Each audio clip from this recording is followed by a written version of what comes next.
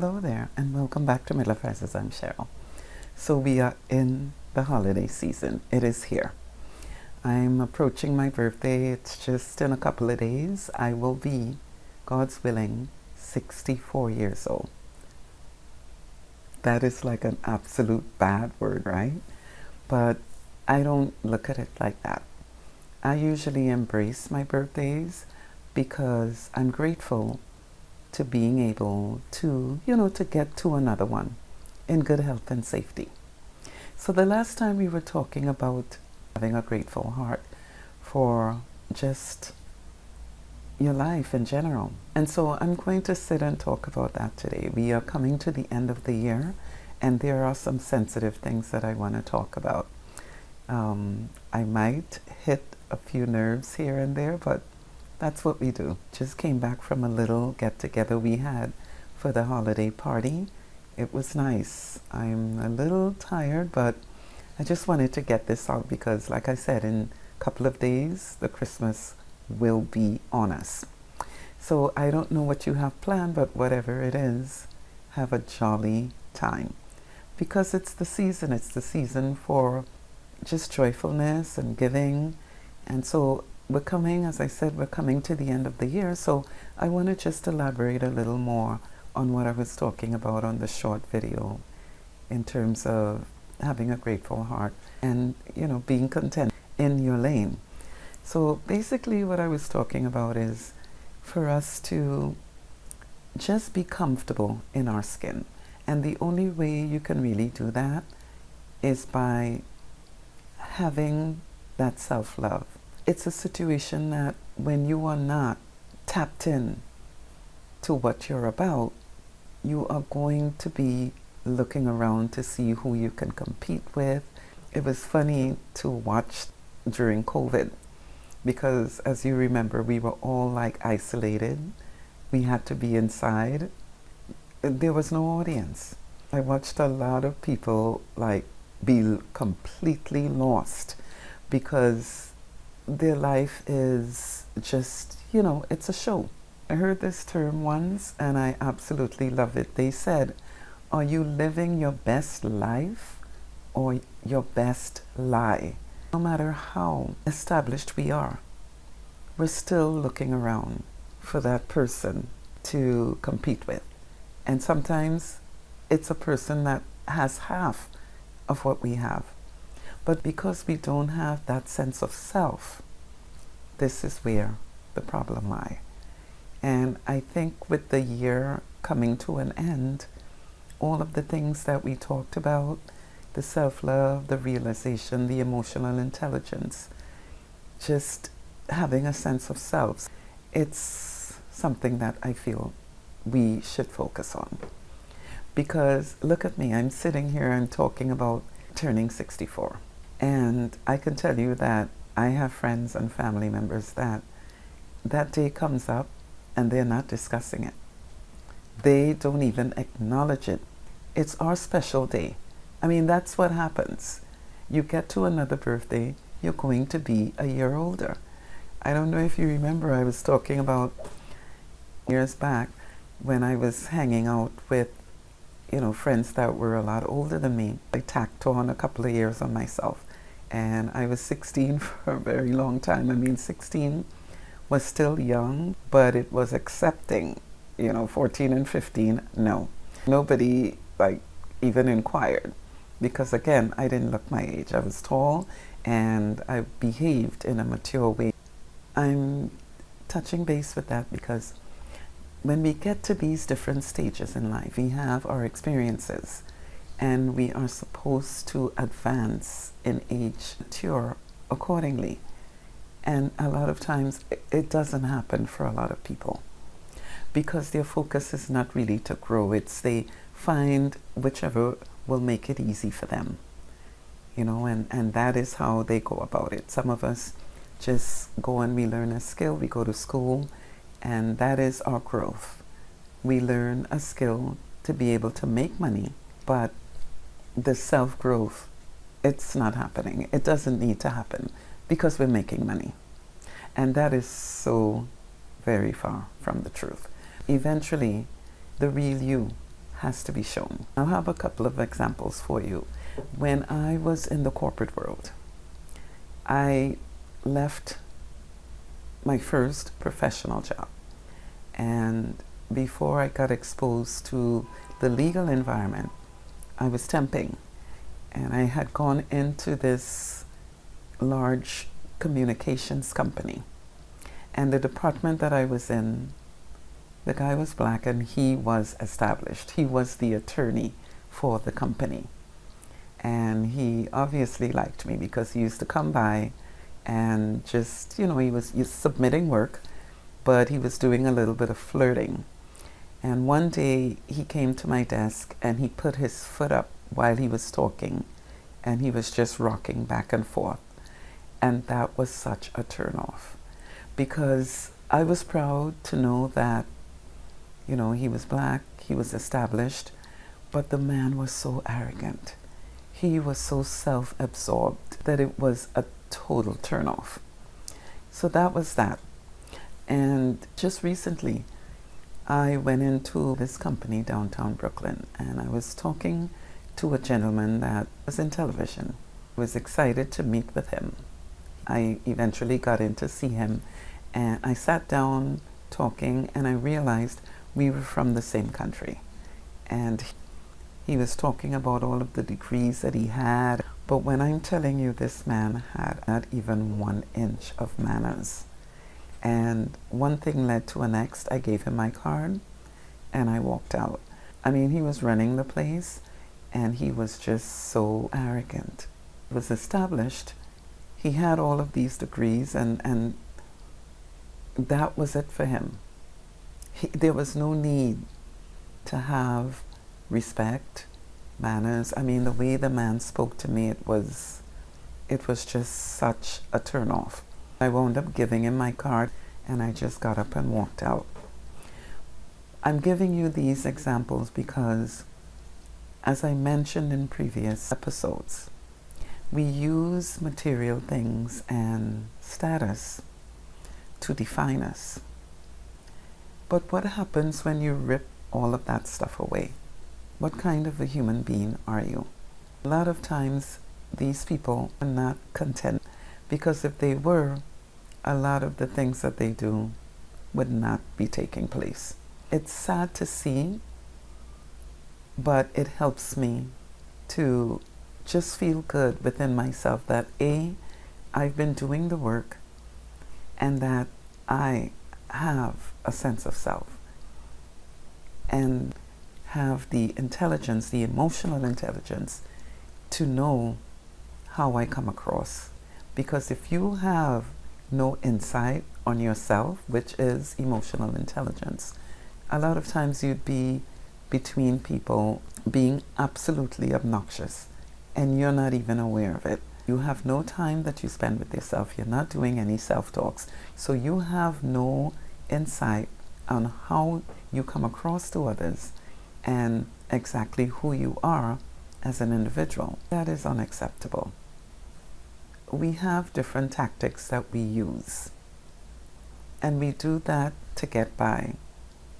But what happens is time is waiting on no one. And before you turn around, 10, 15 years will completely go by and you are not growing. You're growing older, but you're still a man child or a woman child walking around in an adult body, and it is more rampant than you think. A lot of people are growing older, but they're not maturing. I'm getting off the topic a little, but the reason why I'm touching base with this is because in order for us to be content and to have a grateful heart, that has to be open. Your heart space, number one, has to be opened.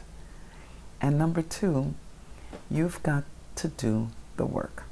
We grow into adults with a lot of traumas, a lot of things that happen as we are making our way up to midlife years. Things happened, negative experiences. And depending on how severe it was, it can actually damage the individual.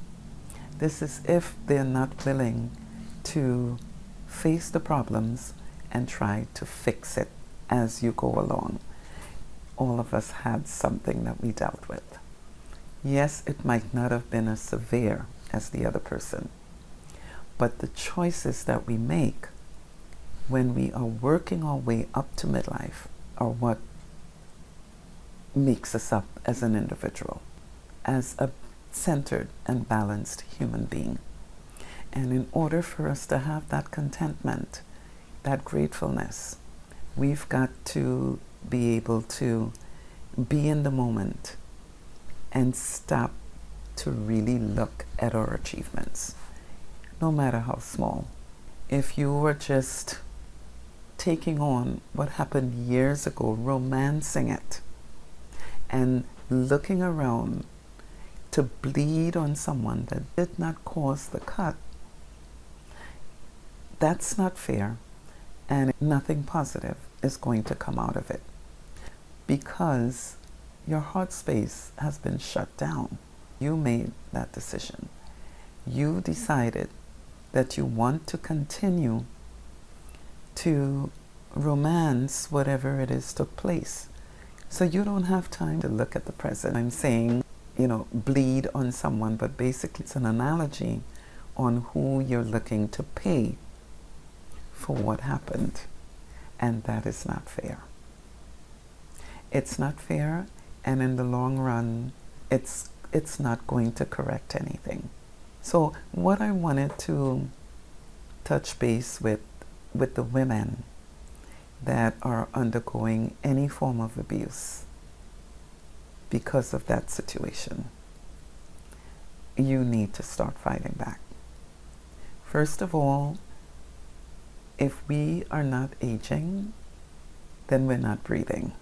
It is happening to everyone, unfortunately. Whether you want to acknowledge it or not, we are all growing a year older every year, because that's what we're supposed to do. So if you have someone that's projecting their insecurities onto you, and it comes in the form of putting you down, working hard to break you, to make sure that you don't feel good about yourself, you have to have that discernment to know what's taking place, and you have to start fighting back. Because I don't know of anybody that is perfect. You need to start pointing out that person's faults, because they have some. No one is perfect. We all have something that we're dealing with. And just like they know yours, you know theirs. And you have to start fighting back.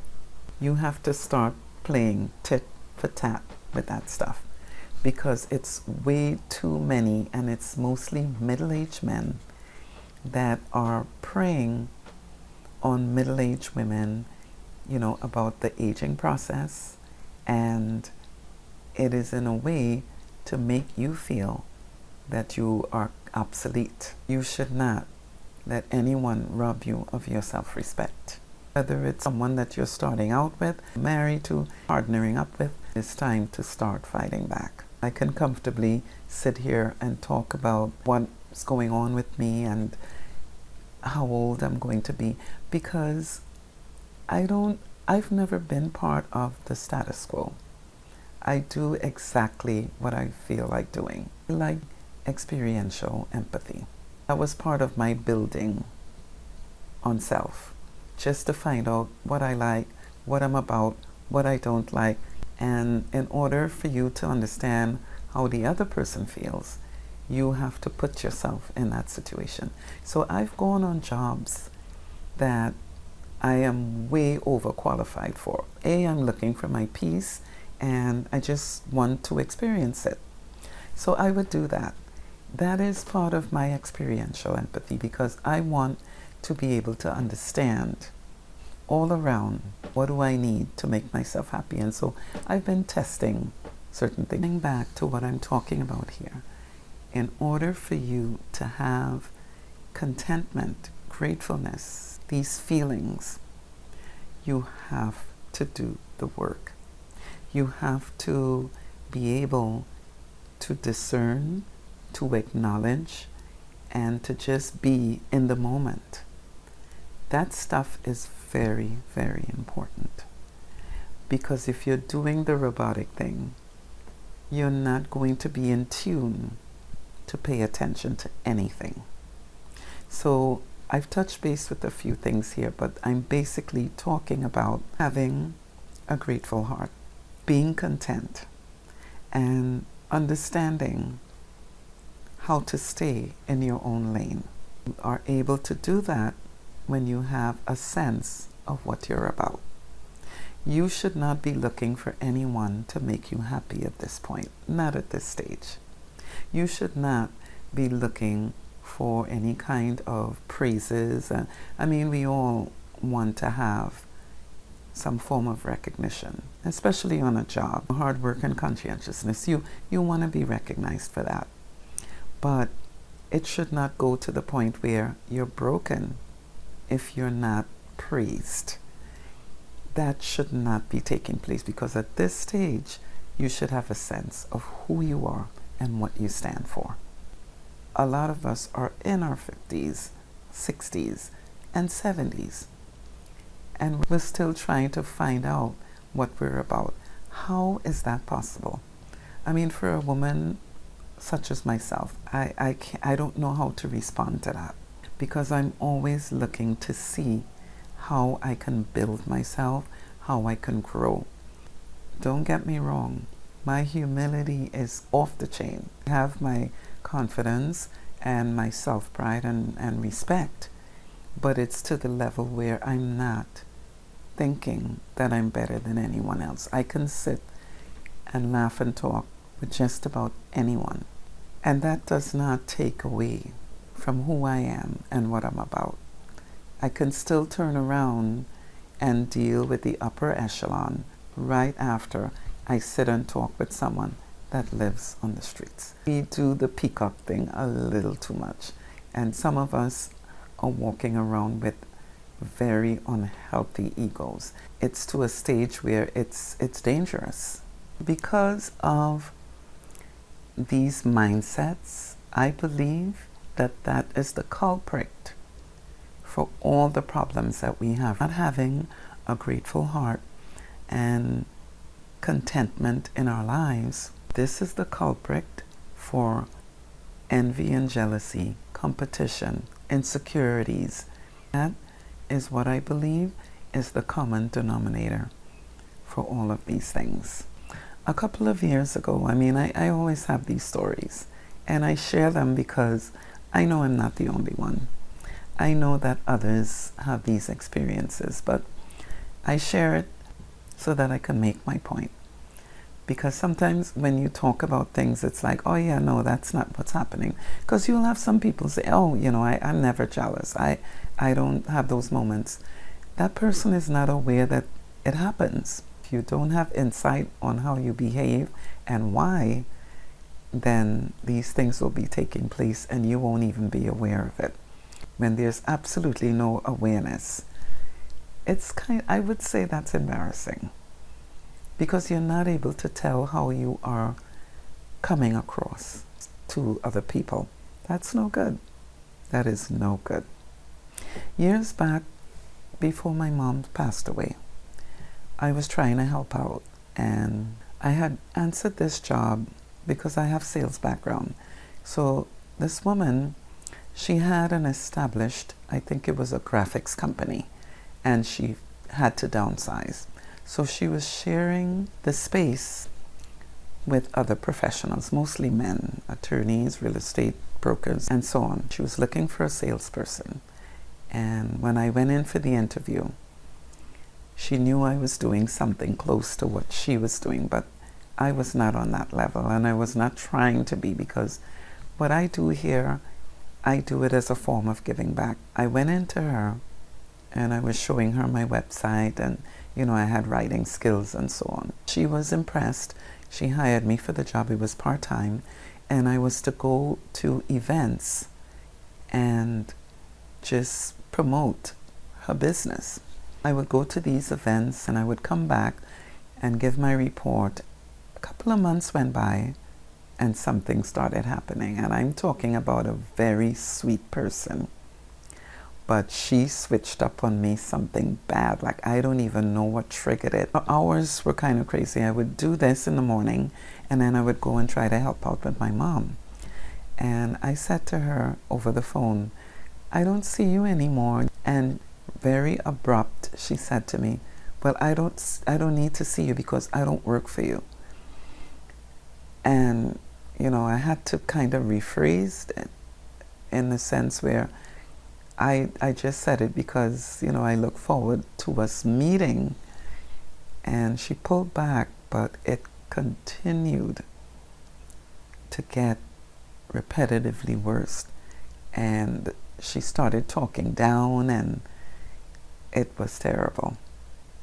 It got to the point where I had to give notice. And that was something that really threw me because it was someone I looked up to. She was saying kind of weird things like, you're out of your league. And it didn't make sense because I worked for her. I was fine working under her. But there was something going on with this woman where she was seeing me as competition. Now, mind you, I'm working for this person. I'm going and representing her company. We were about the same age. It was just really interesting to see how this woman just switched up on me, and it was getting repetitively like worse. So before it got out of hand, because she was really like talking down almost as if she was trying to embarrass me amongst the others in the office, because she was sharing the office, as I mentioned, with other professionals, mostly men. And what I think was happening there, she wanted to make sure that everyone understood, which it was apparent that I worked for her, but it wasn't enough. I'm talking about someone that had a mansion somewhere out in Westchester. She was married and a very established business. Even though it was downsized, she had big clients, like huge. She was part of women's chambers. I mean, name it, she had it, but something was missing. And she stopped looking at what she had, and she was paying attention to me. If you've been watching my show, you know that I'm a social butterfly. So if you're putting me in a place where I'm going and mingling with people, what most likely happened is they were giving her good reports, because I'm a people's person. I absolutely love people. You know, it gets a little frustrating at times, but I love connecting with people, and I'm just very gregarious. I'm a social butterfly, and that bothered her. I am working for this person, but she started feeling threatened by that. Eventually, I had to walk off that job. Why I'm telling you this is because so much of this instance takes place, and it is because we are not comfortable within ourselves, and we allow ourselves to get crazy. You know, we start trying. I said decredit the other day. I was raised here, but there's still a lot of terms that I use that I remember them using in the islands. Now, the word is not decredit, it is discredit, but that's how we say it in the islands. Discrediting someone is putting someone down so that you can shine, and that's not a nice thing to do. You should be able to get your recognition without having to discredit someone else. You should be able to stand on your own 2 feet to be recognized.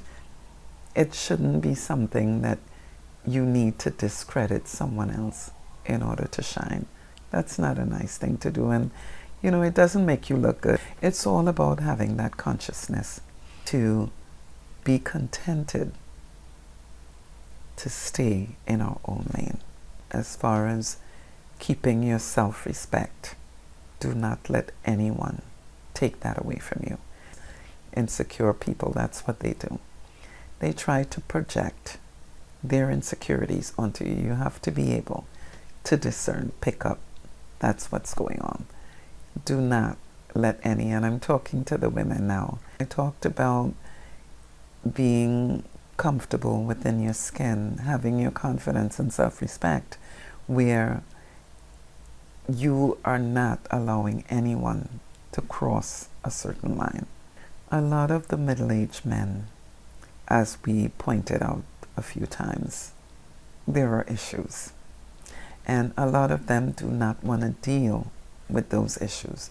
And they'll be projecting onto you. You have to be able to discern what's taking place.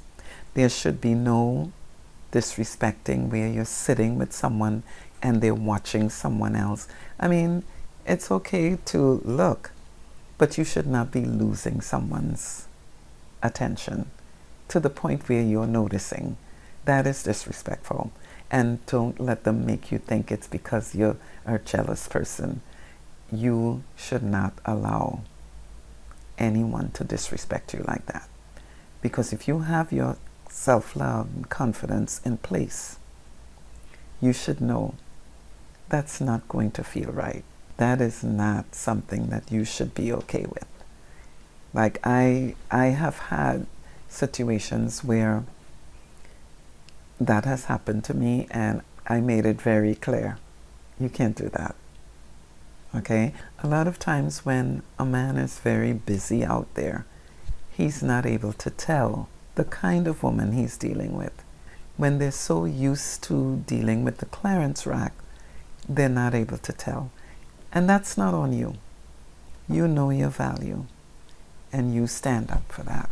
So we talked about a few things here, but the main focus is to be contented with what you have today, so that you'll be able to have that self-love, self-worth, and when you have that, staying in your own lane is going to come naturally, because you'll be happy within your skin.